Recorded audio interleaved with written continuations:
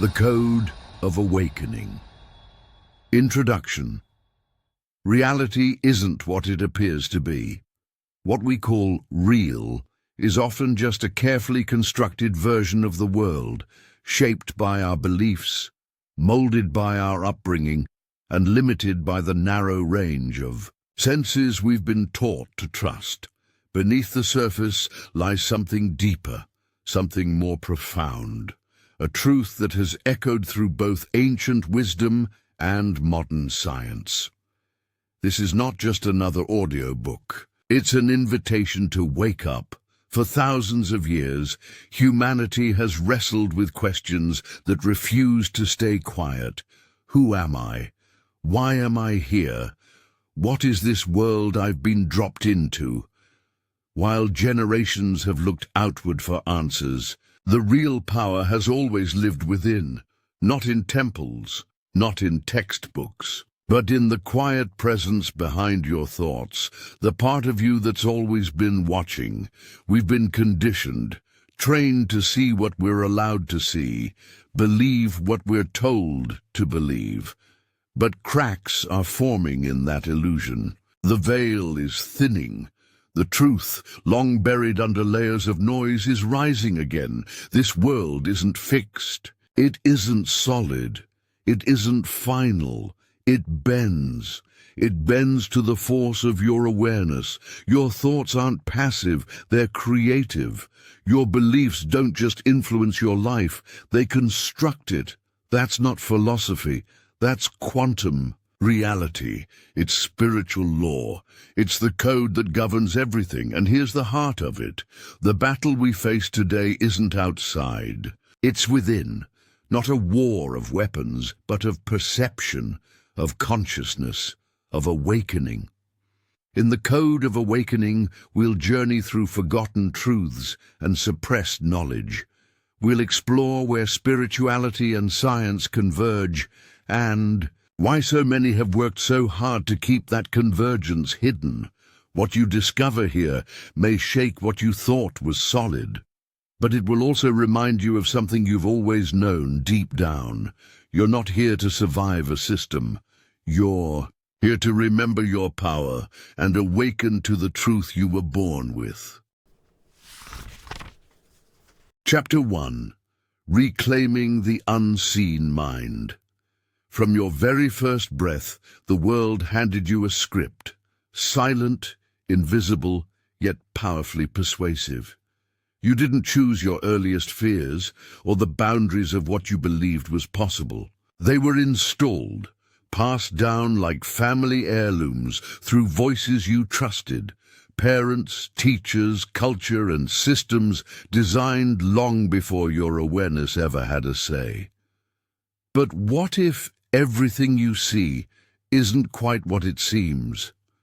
Imagine waking up inside a dream that insists it's real.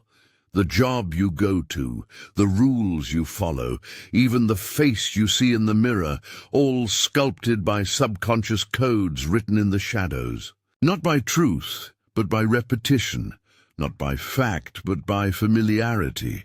Carl Jung once said, "Until you make the unconscious conscious, it will direct your life, and you will call it fate." He wasn't being poetic. He was telling us how the machinery of the mind works, and most of it runs without our permission. Like the tip of an iceberg, your conscious mind floats above the surface, while the vast mass of your being lives beneath it. Quiet, unseen, but commanding. Over 95% of your decisions, habits, and reactions happen there. That's not a guess. That's science. The senses we rely on to define reality often act more like filters than windows. What if your eyes don't show you truth, but only what your mind is trained to accept? Ancient texts hinted at this. Quantum physics now echoes it. Matter doesn't even solidify until it's observed. Reality waits for a witness.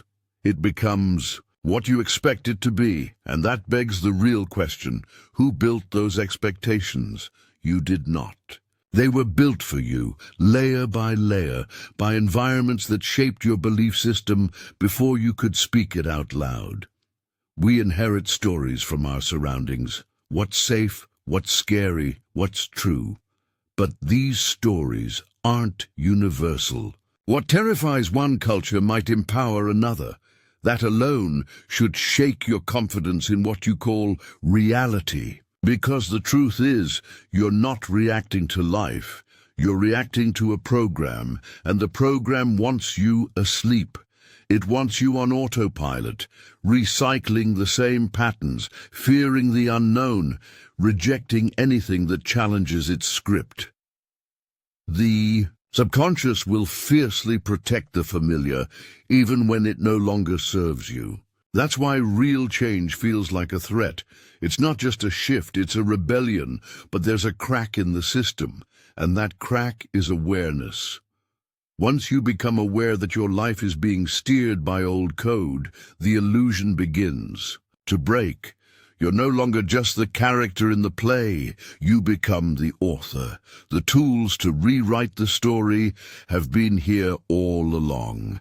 Deep focus, emotional intensity, repetition, and belief. Not superstition, strategy, mantras, affirmations, visualization. They aren't magic tricks. They are commands to the subconscious. They are how you edit the script. As within, so without. That's not a cliché, it's a formula. Change. Your inner landscape and the outer world starts to reflect it.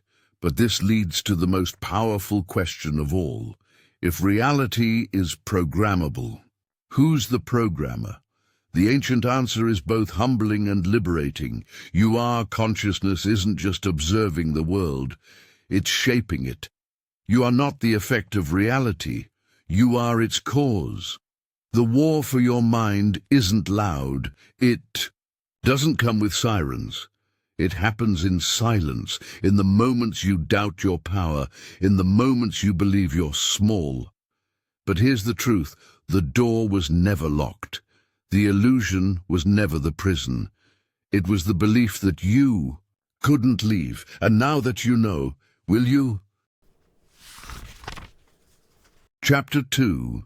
The illusion we call real.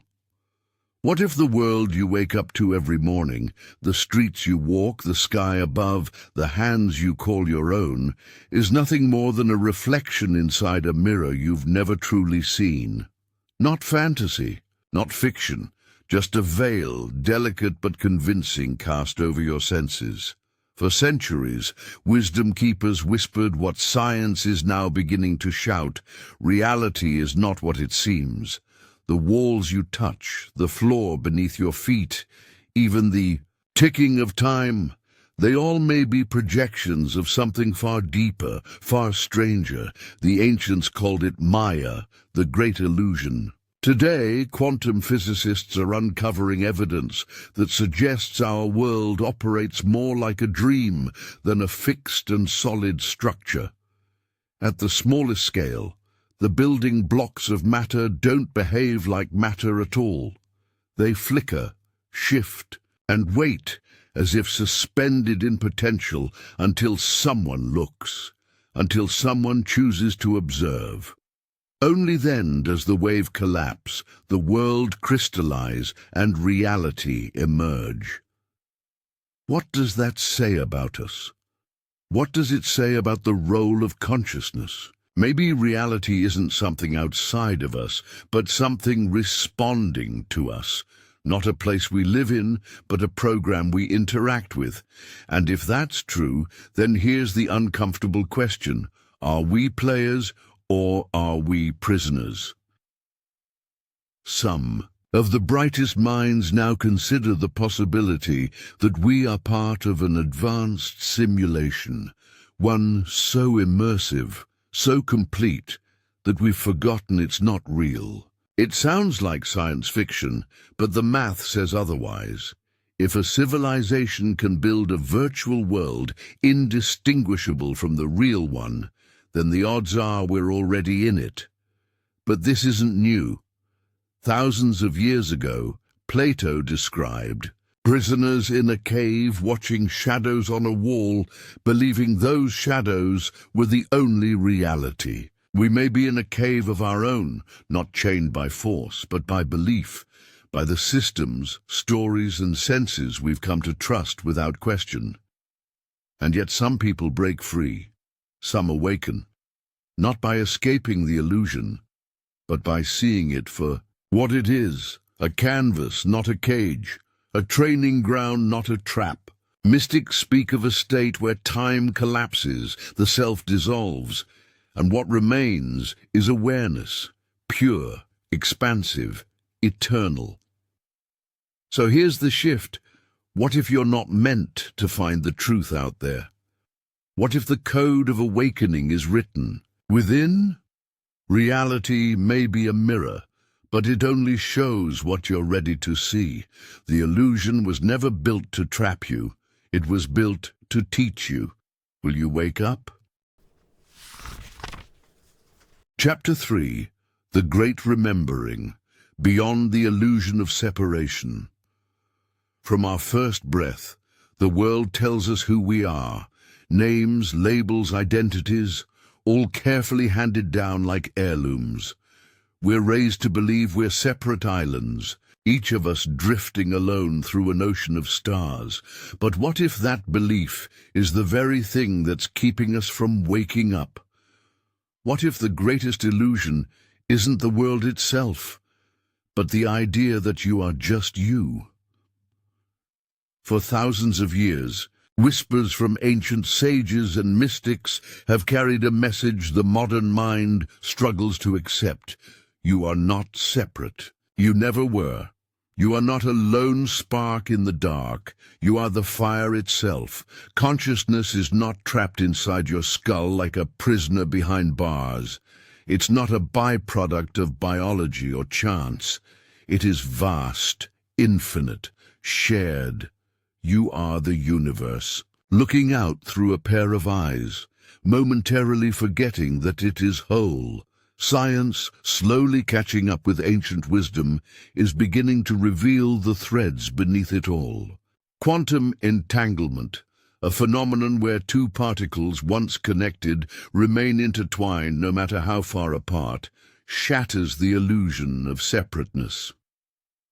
The universe isn't built on isolation.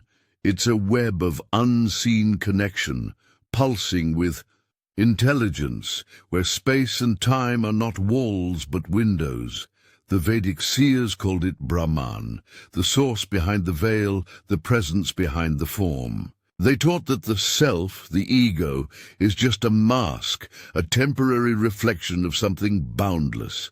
Rumi echoed this when he wrote, "You are not a drop in the ocean, you are the ocean in a drop." So why do we feel alone? Because the mind is loud.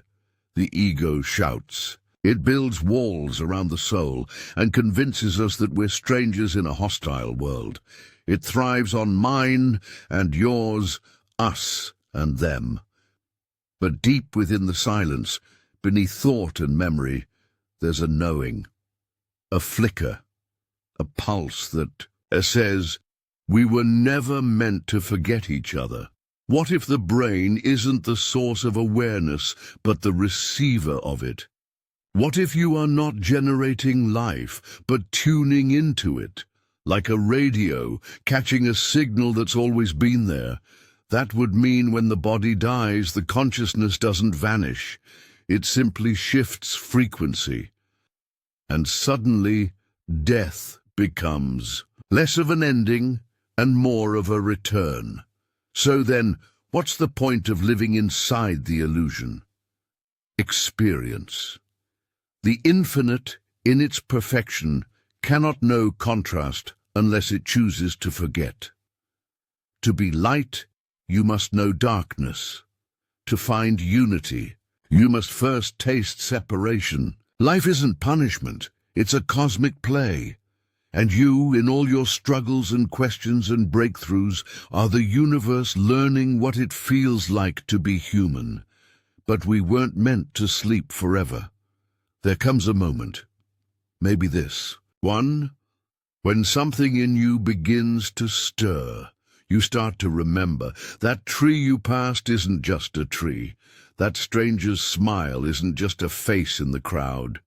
It's all reflections of the same source, you, us, the one, those who seek. Control profit from your forgetting. Division fuels fear, but awakening is rebellion. Remembering is liberation. So ask yourself this. What if the voice in your heart has always been the echo of something ancient, something eternal, reminding you of who you really are? The veil is thinning.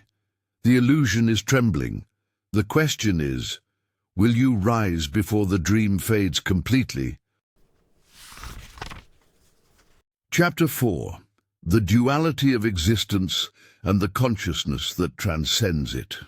From the dawn of human awareness, we've lived caught in the tension of opposites, light and dark, joy and pain, creation and destruction. Life feels like a battlefield, where forces endlessly clash. We've been conditioned to see the world this way, trapped in a mindset that pits one side against the other. But what if this conflict isn't the truth? What if duality isn't a cage, but a gateway, an invitation to something far deeper? Every ancient tradition speaks of this same paradox. Taoism's yin and yang, Hermeticism's dance of light and shadow, the sacred balance of masculine and feminine energies. These aren't separate forces locked in war, they are reflections, two halves of a greater whole.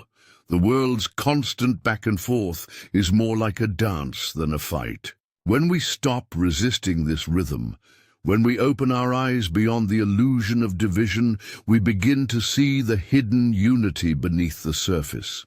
Our minds, shaped by culture and habit, push us to divide, to label, good or bad, beautiful or ugly, right or wrong.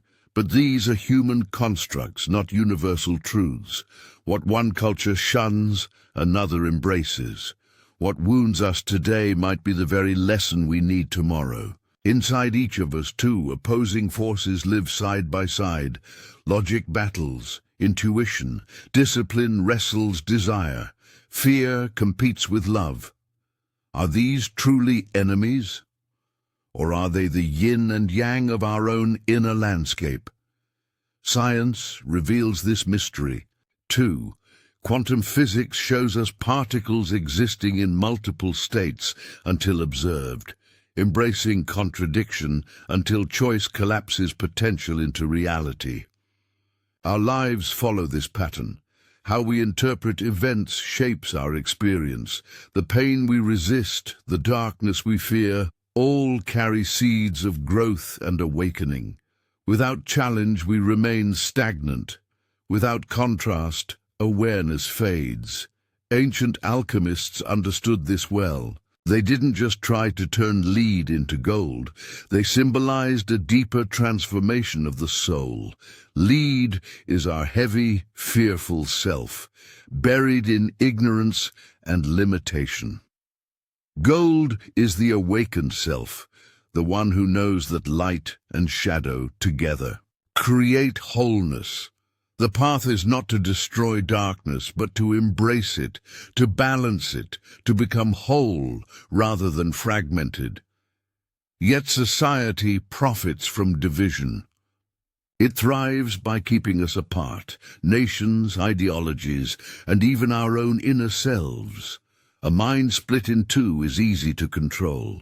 A mind that only sees one side becomes trapped by fear, locked in endless conflict. But awakening changes everything. It reveals duality not as war, but as a mirror.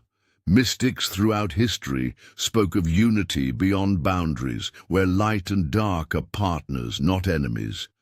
The Gospel of Thomas, one of history's lost treasures, holds this profound truth. When you make the two one, then shall you enter the kingdom.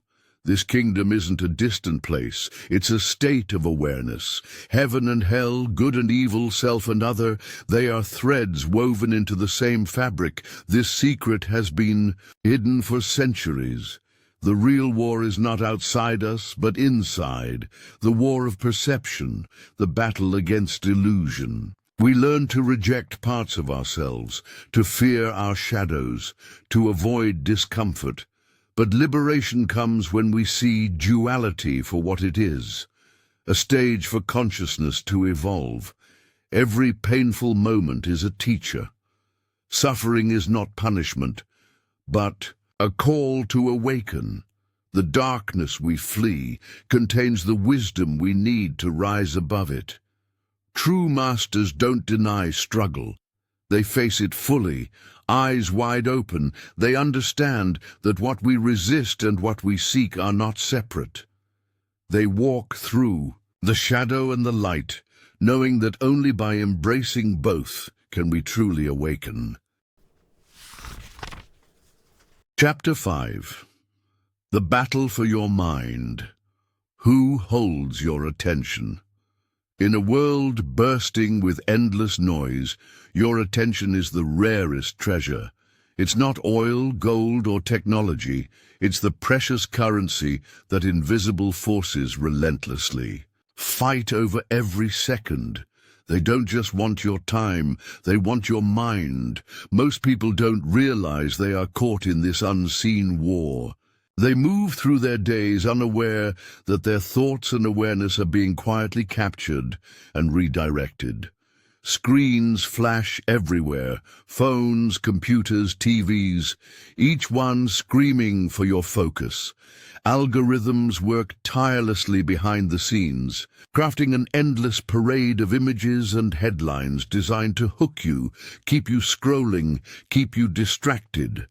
Every app, every platform, every notification is a tool in this vast system built to steal your attention and never let go.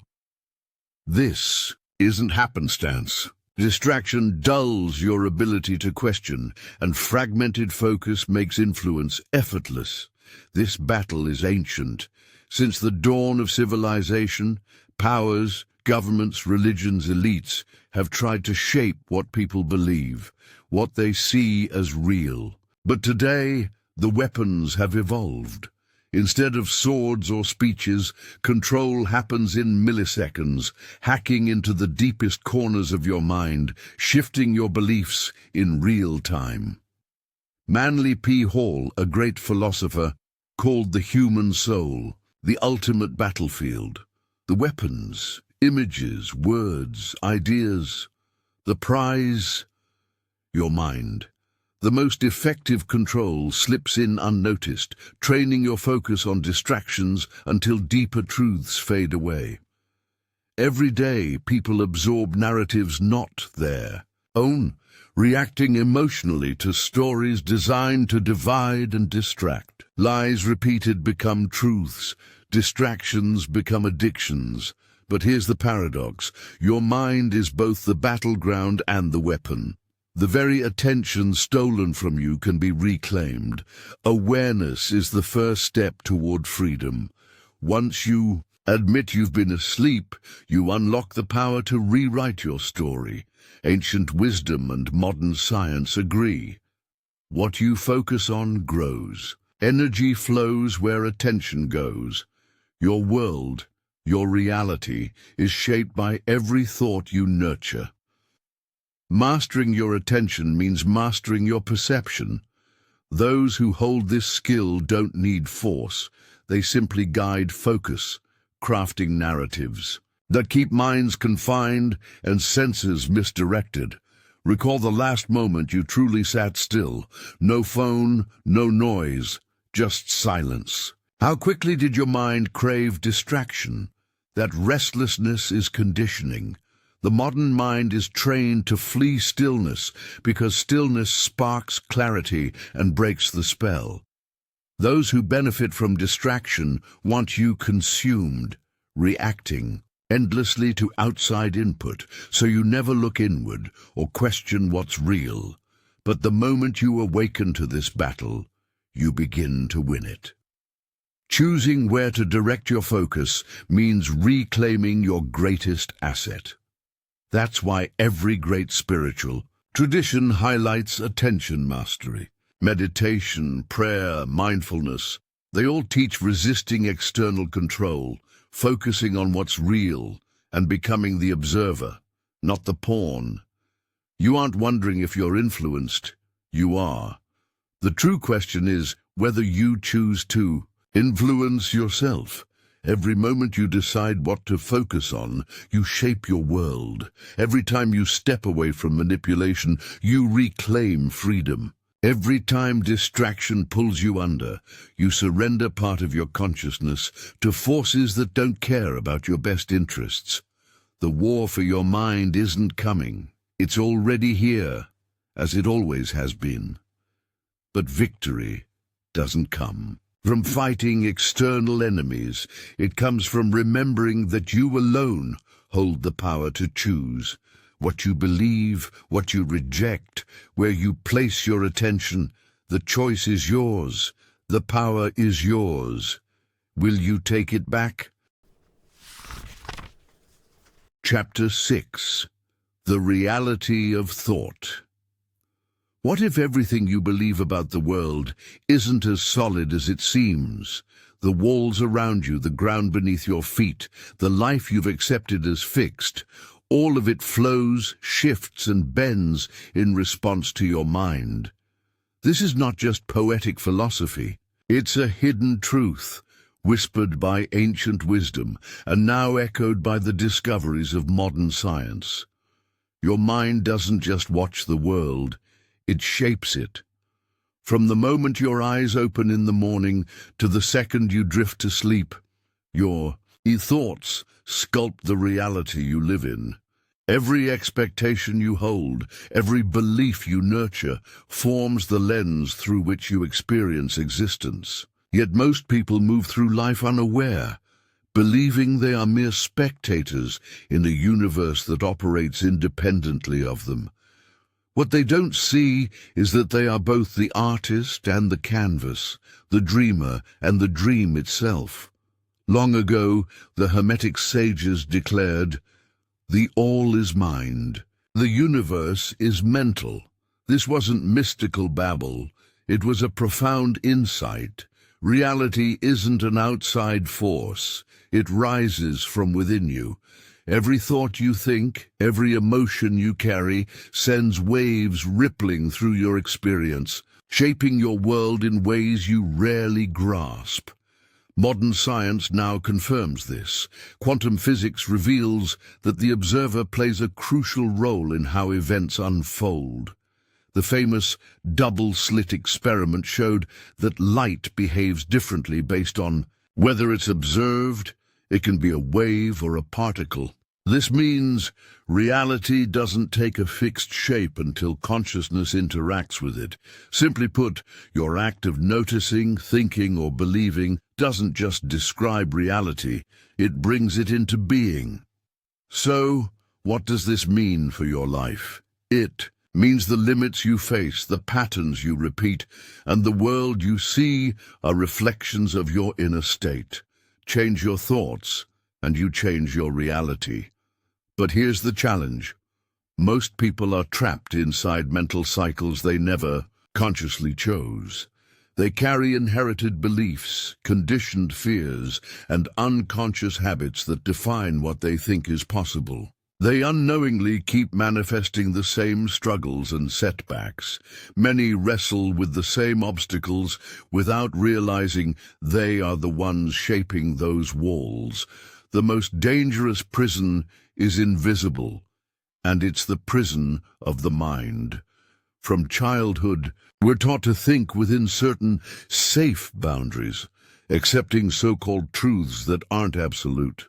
These are mental programs passed down through generations, reinforced by culture, education, and authority. But like any code, they can be rewritten. Throughout history, some have broken free. Mystics, visionaries, and sages understood that thought. is the original force of creation. They didn't wait for the world to prove what was possible. They imposed their will on reality. They saw beyond accepted limits and changed history. Spiritual traditions say the same in different words. Buddhism teaches all that we are is the result of what we have thought. The Bible says, "As a man thinketh, so is he." Psychology confirms what your mind expects, you attract. But owning this power demands responsibility, something most avoid. It's easier to believe life just happens to you, that fate is fixed. Yet accepting that you are the architect of your reality means no more blaming outside forces. Every failure, every struggle, every closed door is tied to your consciousness. That truth can feel heavy, but it's freeing. If you created this reality, you can create another. Your mind is a garden. Plant fear, doubt, and limitation, and they will grow wild. Plant confidence, clarity, and vision, and they will blossom. Awareness is key. Most let weeds of negativity choke their minds, replaying old fears, strengthening them with every thought. But like a gardener, you can uproot what no longer serves you. Focus is your greatest power. What you pay attention to expands. If you fixate on obstacles, they multiply, but focus on possibilities, and doors will open where none seem to exist. This isn't magic. It's the natural law of consciousness. The universe doesn't give what you want. It gives what matches your energy. Carry lack, and you'll find lack. Carry abundance, and opportunities flow. Breaking free isn't just understanding, it's practice. It's training your mind to question limits, replace fear with certainty, and choose creation over reaction. Every thought, word, and belief is a choice. The war for your mind is about reclaiming your creative power. Those who master their thoughts, master their world. Those who control their focus control their destiny. Forces will try to distract you, overwhelm you, keep you unconscious. But once you awaken to your power, you become unstoppable. The question isn't if your thoughts shape your reality, it's whether you shape them consciously or let old programming do it for you. Your mind is the brush, your life the canvas. What picture will you paint? The choice has always been yours. The time to decide is now. Chapter 7. Trapped in a New Matrix. The Rise of Artificial Intelligence. From the dawn of civilization, humans have been driven by a relentless urge to create, to innovate, to reach beyond the limits of the possible. Stories passed down through generations speak of God shaping life from clay, and now in our own era we build machines that think and learn. But this time, the question isn't whether we can make machines that imitate human thought. It's whether those machines might quietly trap us in a new kind of cage. Technology promised freedom. It was supposed to lighten our burdens, open doors to knowledge, and stretch the reach of our minds. Yet every breakthrough, every algorithm designed to predict what we want, every byte of data harvested about our habits, chips away at something more precious than convenience, our freedom to choose. The digital revolution hasn't just changed how we live, it's changing how we think. The boundary between human awareness and artificial intelligence is fading, and most people don't even realize what's happening. Think about every moment online, every search, every click, every pause before watching a video or reading an article. Those moments are data, fueling an intelligence growing sharper by the second. Algorithms don't simply suggest, they sculpt our desires. They don't just react, they steer us, nudging our thoughts toward directions we barely notice. The machines don't just learn from us, they teach us how to think.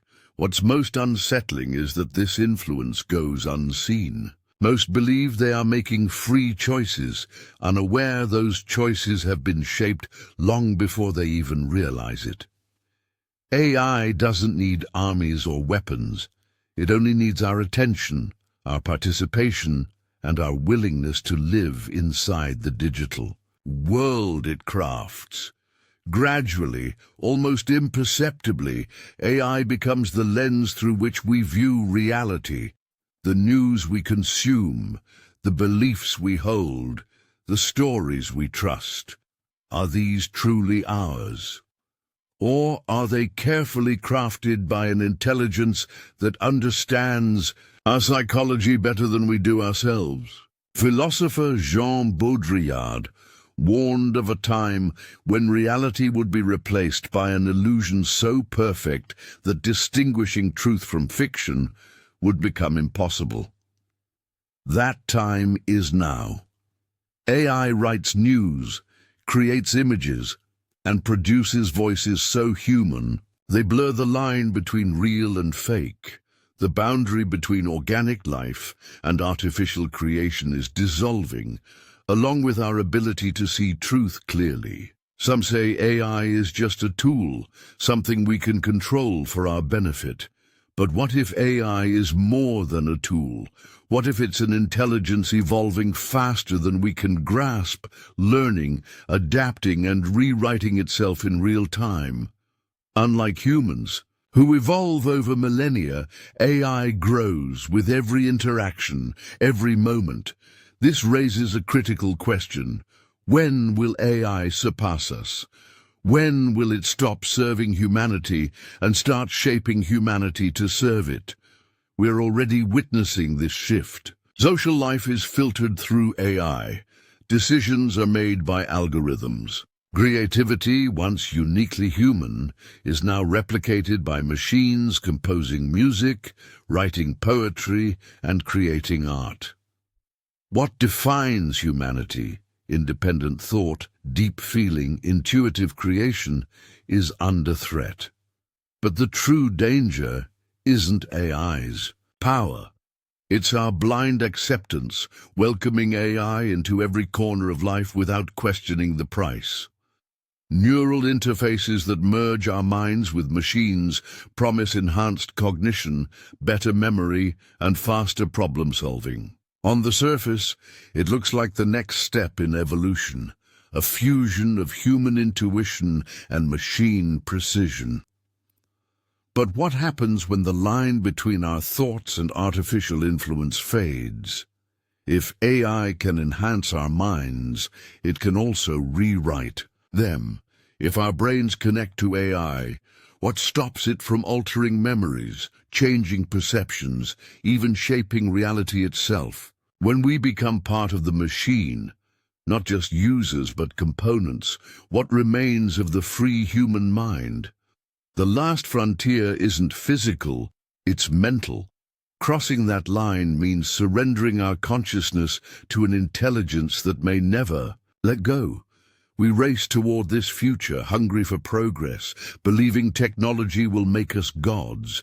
But maybe the real test isn't creating intelligence greater than ours. It's having the wisdom to know when to stop. There's still time to awaken, time to choose awareness. Technology can support us, but it must never replace us. True intelligence isn't data or code, it's conscious presence. It's the courage to look past illusions, to question, to resist synthetic realities. The battle for the mind is here. The question is no longer if AI will surpass us. The question is, will we surrender before the fight even begins? Chapter 8. Where Reason Meets the Soul. For too long, the world told us to choose science or spirit. One demanded proof, the other asked for faith. One dissected atoms, the other sought the soul. And so humanity split itself down the middle, afraid to believe that both paths could lead to the same summit. But that illusion is dissolving. A quiet revolution is stirring in the shadows of laboratories and the stillness of meditation rooms. The great divide is shrinking. What once seemed opposed are now reaching for each other, like two hands once separated by fear. Science has always asked how. How does the universe move? How do cells divide? How does light travel? And for centuries, it offered answers, measurable, replicable, safe. But as we peer deeper into the quantum realm, something unexpected emerges: uncertainty. At the smallest scales of existence, particles flicker in and out of form. They shift behavior based on observation, as if the universe knows it's being watched. What was once dismissed as mystical is now measured in experiments. And what we called reality? It's looking more like a suggestion than a law. Consciousness, long seen as a side effect of the brain, refuses to be boxed in. Some scientists now wonder, what if the brain doesn't create awareness but tunes into it? Like a radio, picking up signals from a field that stretches beyond time and space. And if that's true, then the old idea that we're separate from the world we observe was never true at all. We shape reality simply by perceiving it. Ancient traditions whispered this truth long before microscopes existed. The Vedas, the Hermetics, the mystics all spoke of mind as the architect of existence. They didn't need data, they had experience. And now science is catching up. From quantum entanglement to the impact of intention on biology, evidence is mounting that we are part of something vast, intelligent and unified. This isn't fantasy, it's frontier. But if truth is finally being revealed, why did we believe the lie for so long? Because it served power. The systems we live in were built to keep us asleep, taught to trust only what could be seen, to dismiss the inner voice as nonsense. They told us to worship reason and abandon wonder. But those who looked deeper found the cracks. They saw what the alchemists knew all along, that transformation happens when matter and spirit dance together. That the real gold isn't physical, it's awareness. Now the world is shifting, slowly, boldly. The cold, mechanical story of life is being rewritten. In its place, a new chapter is unfolding, one where consciousness is not a byproduct but the source. And that changes everything, because if the universe responds to thought, then every intention matters. Every belief becomes a brushstroke on the canvas of reality. This isn't just theory, it's a call to awaken, to take back the power that's always lived within us. The fusion of science and spirituality isn't the end of the story. It's the beginning of something luminous. A future where we no longer ask which path is right, but realize they were always leading us home. Chapter 9. The Code of Awakening.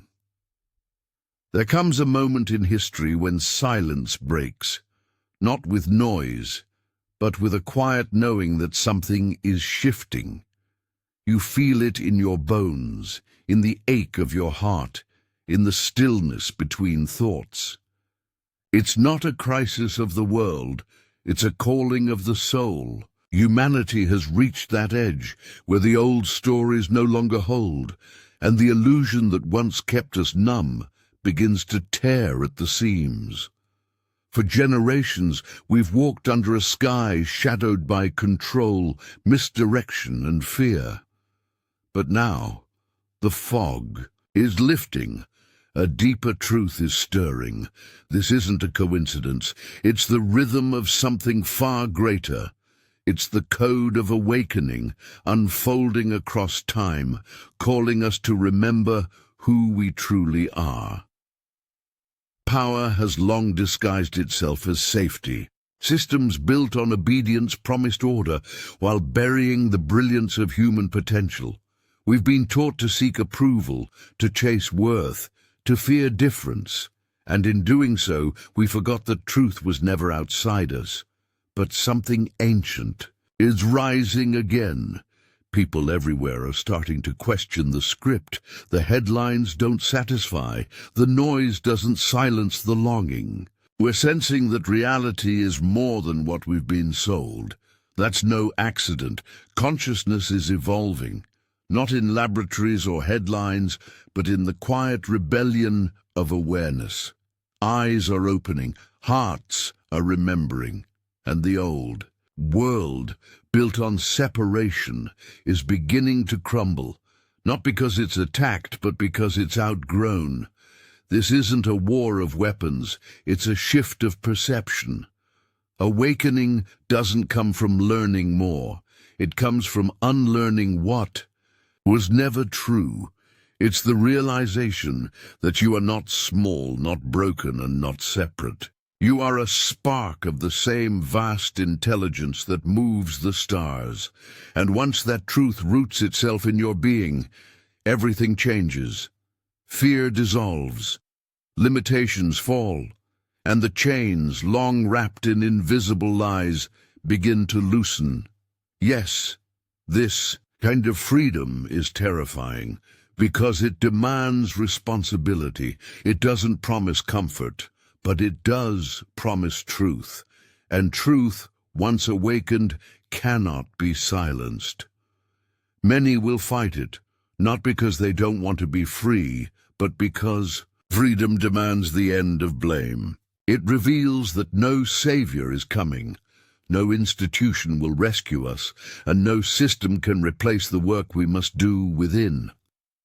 Those who dared to awaken before us were exiled, ridiculed, or erased.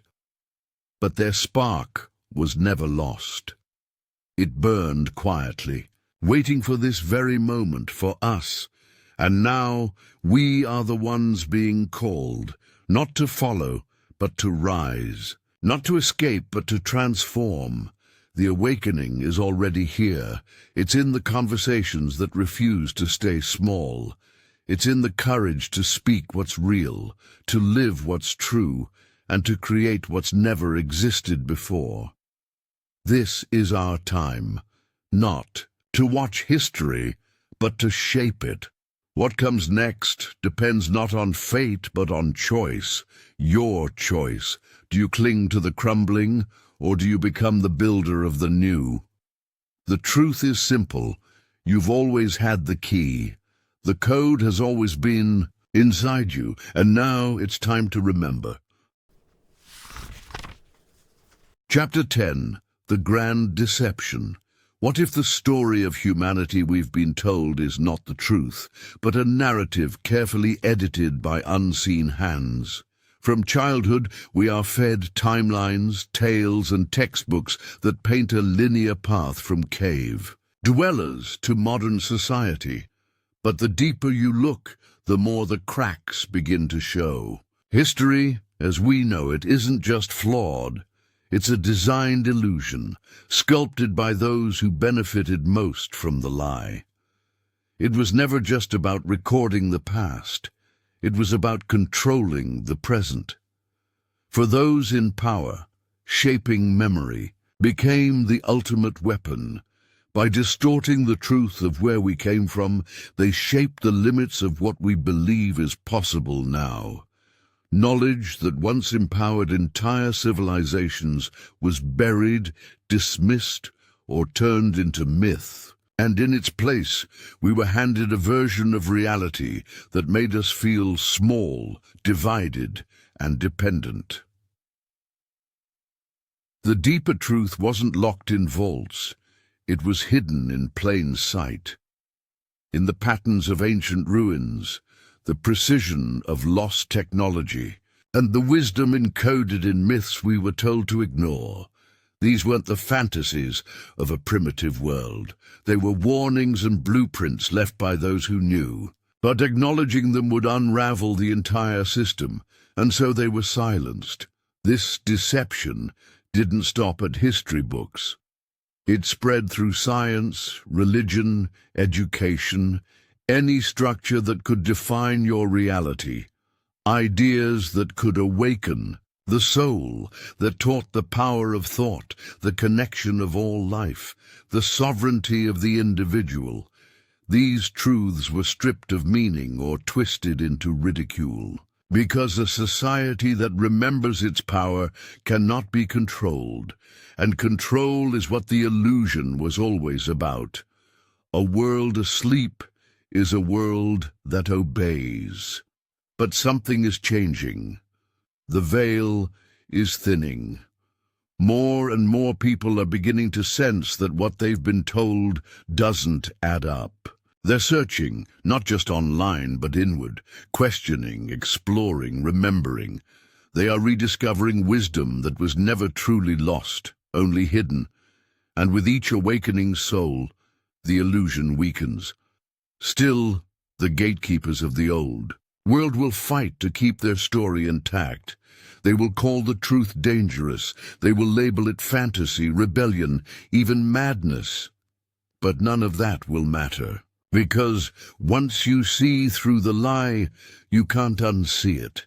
Once the code is broken, you cannot be put back to sleep. This is the turning point. Humanity stands between two choices: to continue living a scripted story, or to reclaim the pen and write our own. You were never meant to be a spectator in someone else's tale. You were born to remember the truth and to awaken. Chapter 11. The Matrix of Fear and the Art of Liberation. Fear is the oldest lie ever sold, and humanity bought it. Not in coins or contracts, but in compliance. It didn't need chains or walls. It only needed whispers. Whispers that crept into the mind and said, stay small, stay safe, stay silent. And so, generation after generation, we built invisible cages around our potential. Fear didn't come crashing in. It arrived quietly, dressed as common sense, survival, responsibility. It became the lens through which we viewed the world and ourselves. From our first breath, we inherit this programming. Don't speak too loudly. Don't dream too big. Don't wander too far. We're trained to fear rejection, loss, failure, even love. It's all part of the illusion, crafted to keep us in line. And while we sleepwalk through the maze of false limits, someone profits. Institutions profit, control structures thrive, because when people fear, they obey. They trade their freedom for a false sense of security. And the saddest part? They believe it's their choice. Look closer. Fear isn't a presence. It's a projection. It doesn't come from the world outside. It rises from the mind within. And just like a shadow, it vanishes the moment you bring it into the light. The sages knew this. The rebels knew this. Every awakened soul who ever shook the system knew that fear is a trick, one designed to keep you from becoming who you already are. Freedom begins not with escape, but with awareness. The moment you stop feeding fear with your belief, it starts to die. It can't hold power over a mind that questions it. And when that moment comes, when you see through the illusion, you don't just break free, you ignite. You become untouchable. You become alive in a way most people only imagine. But make no mistake, the system doesn't surrender easily. It fights back with noise, with distractions, with the voice inside your head that says, be careful, don't risk it, this isn't safe. That voice isn't you. It's the echo of every rule you've ever been told, every limitation you've ever accepted. To be free, you don't need to destroy the system. You need to outgrow it. Fear will try to wear 1,000 faces to stay alive. But you only need one truth to break its spell. It isn't real. It never was. The door to your cage has been open all along. The key, it's been in your hand since the beginning. All that remains is a decision. Chapter 12. The Illusion of Time. Awakening to your infinite self. We've been raised to believe that time is a ticking clock, a straight line dragging us from birth to death. One path, one direction, one shot. We wake up, chase the hours, mourn the past, and fear what's ahead, living as though we're passengers on a train we can't steer. But what if that belief is the real illusion?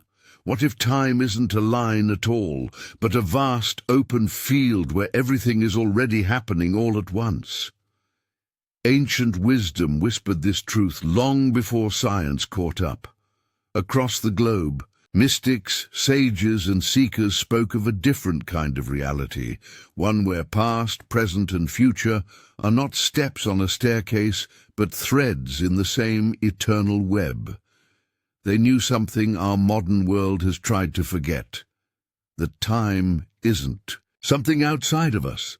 It's something within us, something we shape with thought and awareness. And now, even quantum physics is starting to nod in agreement.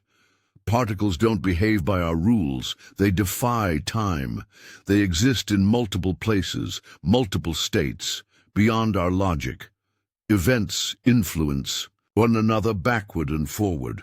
The more we observe, the more we realize. Reality bends, not because the universe is broken, but because our understanding of it is too small. So why do we still feel trapped in the grind of seconds and minutes? Because our minds are tuned to a narrow channel. Like a radio stuck on one station, we only hear one song, the now. But that doesn't mean the others aren't playing. The past hasn't vanished. The future isn't waiting. They're all here, layers of experience vibrating at different frequencies. We're just focused on one, and this is why people who touch higher states through meditation, spiritual awakening, or near-death experiences report something astounding. They don't just feel peace, they feel timelessness. They remember themselves beyond the clock. They see their lives not as a sequence of chaos, but as a deliberate unfolding of moments, all part of a larger, sacred design. This truth changes everything. If every possible future already exists, then your choices now are the steering wheel. You're not riding the wave, you are the wave. You're not stuck with the past, you can rewrite it. Every decision, every shift in thought is a new timeline unfolding. The version of you that rises from pain, that forgives, that chooses differently. It's real and it's reachable. You were never a victim of time. You are a creator of it.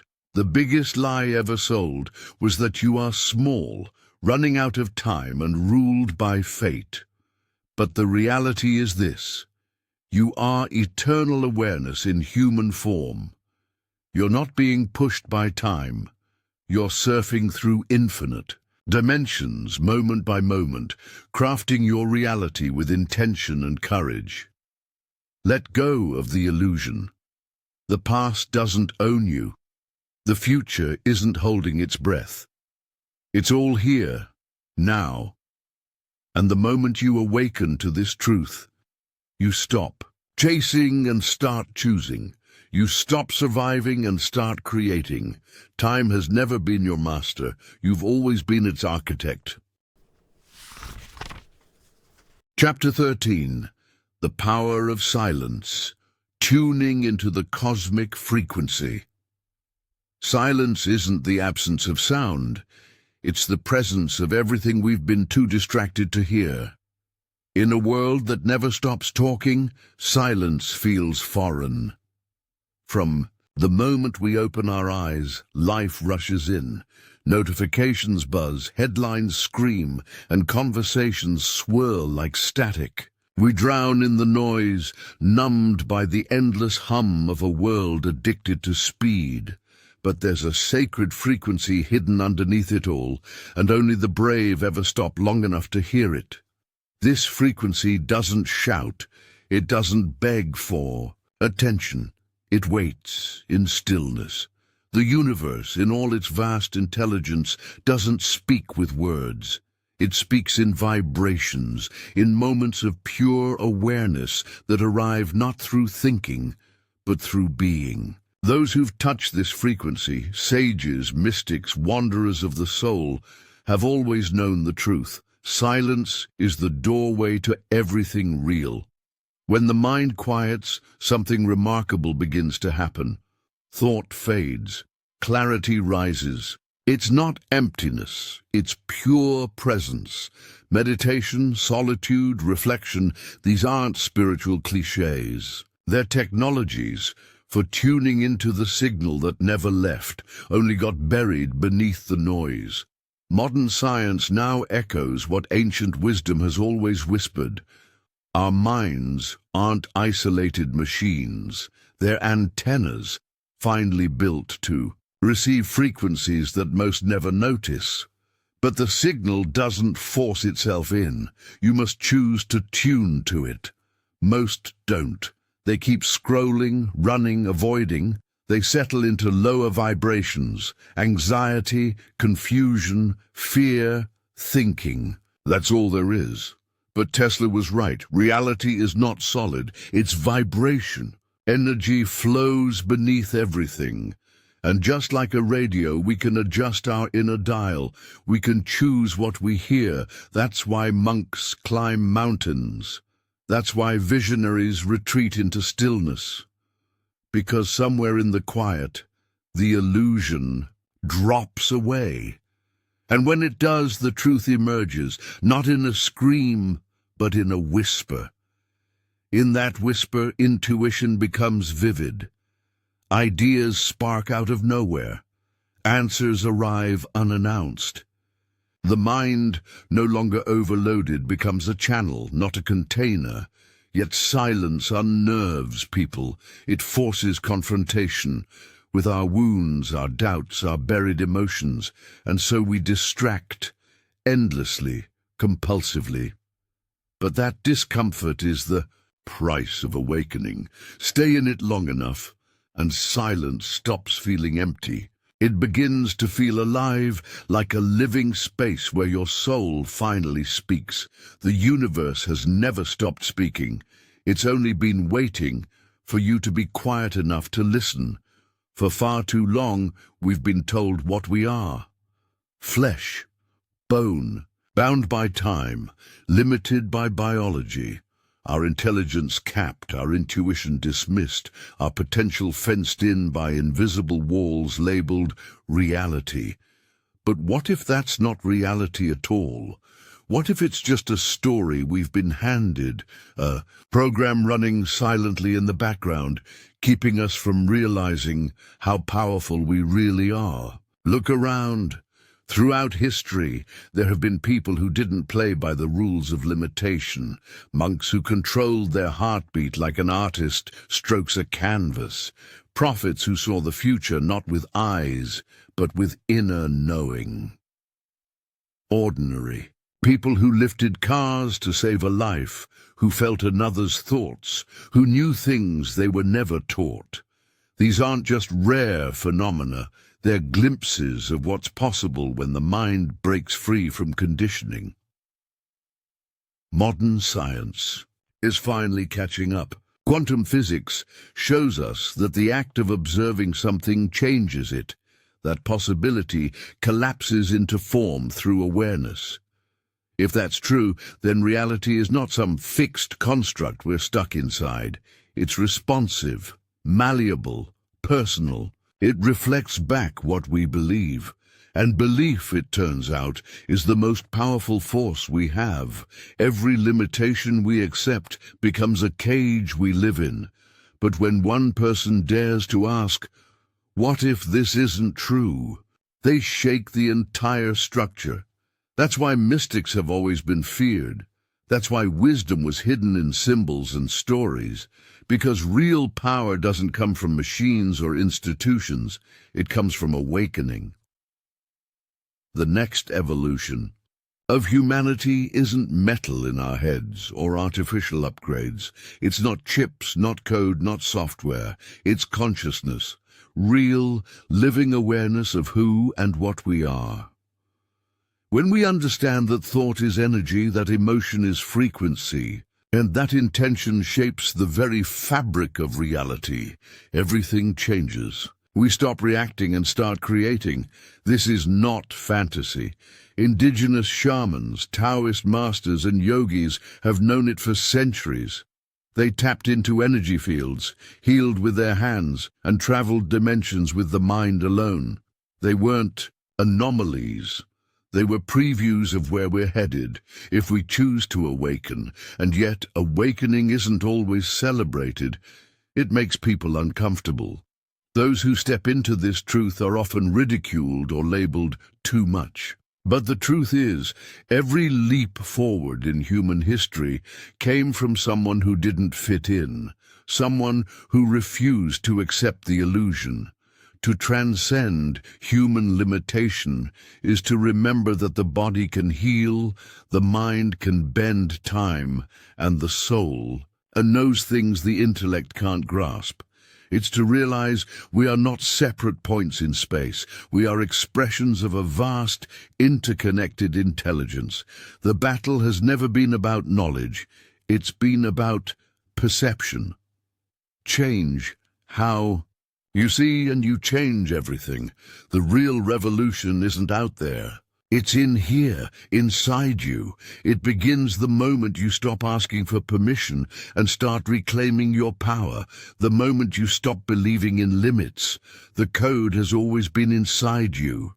And once you unlock it, once you break free of the lie that you are less than infinite, nothing will ever hold you back again. Chapter 14. The Turning Light. There comes a point in every long night when the darkness begins to lift, not suddenly, but subtly. It's a shift felt more than seen, like the moment before dawn when the silence changes tone. Humanity is in that moment now.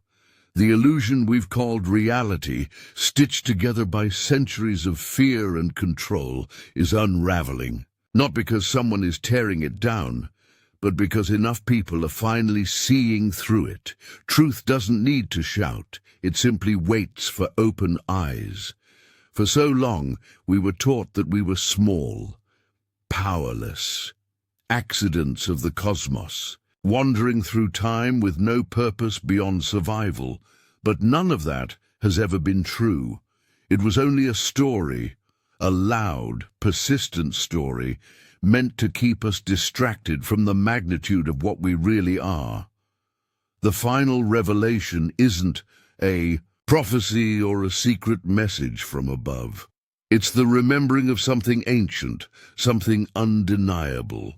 You were never broken. You were never meant to crawl. You are the infinite in motion. Look around. Can't you feel it? People are asking questions they were once afraid to ask. Systems once thought unshakable are trembling from their own weight. Science now echoes what ancient wisdom always knew. Consciousness is not a side effect of life. It is the cause. The universe isn't a dead machine. It's alive, aware, and listening. And you are not separate from it. You are of it. This awakening is not a trend or a phase. It is the natural breaking point of a species reclaiming its soul. But waking up isn't comfortable. It isn't passive. It's not about collecting knowledge or quoting spiritual texts.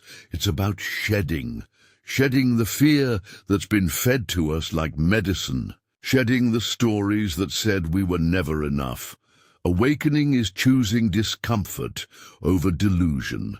It's confronting the quiet pain we normalized and deciding we won't carry it any longer. It's about courage, not in action, but in awareness. The bravery to face yourself and not look away. There's a reason the world clings so tightly to the familiar, even when it hurts. The mind prefers suffering. It can predict over freedom it doesn't understand. The ego fears the unknown because, in truth, it knows it can't survive there. And yet, beyond that fear lies something breathtaking. Freedom, not from the world, but from the lies we believed about it. Once you see the illusion for what it is, it never holds the same power again. This revelation cannot be handed to you. It will not come from a guru, or a book, or a voice like mine. It arrives quietly in your own stillness, when the noise of the world finally fades, and the truth within you stirs awake. That truth is simple. You are not here to shrink. You are here to create. You are not here to obey. You are here to awaken. And your life, yes, your ordinary, complicated, magnificent life, is the evidence that the old story is dying. Those who wake up first are not here to lead. They are here to live differently. Not to argue, not to convert, but to show what's possible when fear is no longer in charge. One awakened soul doesn't need to shout. It simply shines. And that light becomes contagious. That's how the new world rises, not through resistance, but through resonance. So the question is no longer, when will the awakening come? It's here. The question is, will you step into it? Because once you do, there is no return to sleep. Only the radiant, terrifying, liberating truth that the limits were never real. You were always free, you just forgot.